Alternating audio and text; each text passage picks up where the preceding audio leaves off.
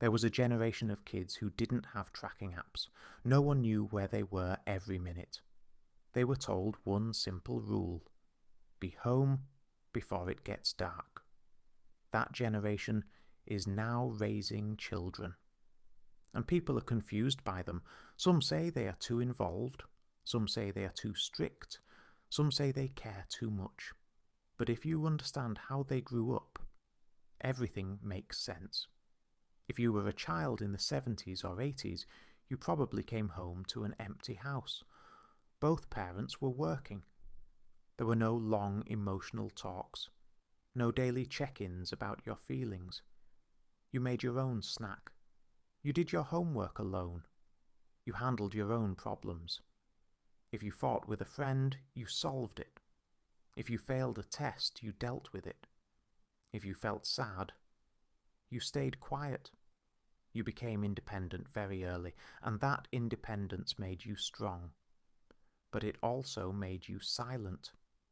You learned not to expect help. You learned not to complain. You learned that showing emotion didn't change much. Now fast forward.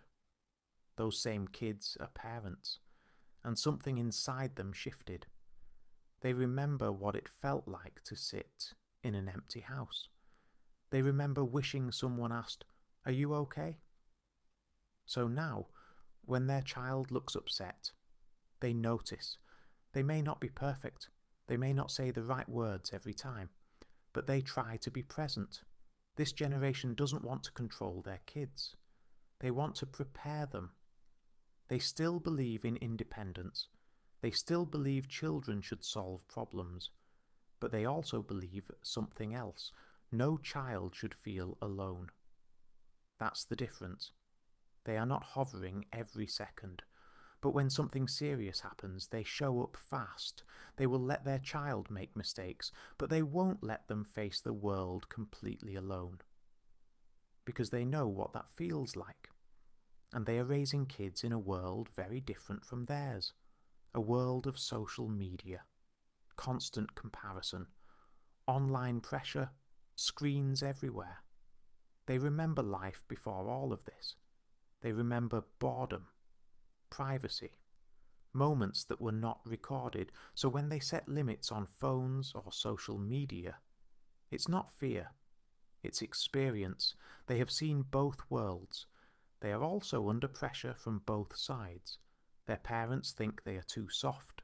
Their children sometimes think they are too strict. They stand in the middle, trying to keep the good parts of their childhood, strength, resilience, independence, while adding what was missing: emotional support, presence, attention. They don't talk loudly about their parenting style.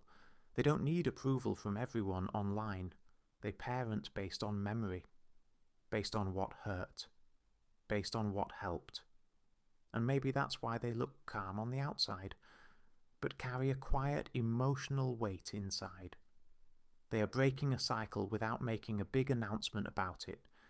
They are simply choosing to show up. Not perfectly, but intentionally. And maybe that's enough. If this sounds familiar, maybe you were one of those kids too.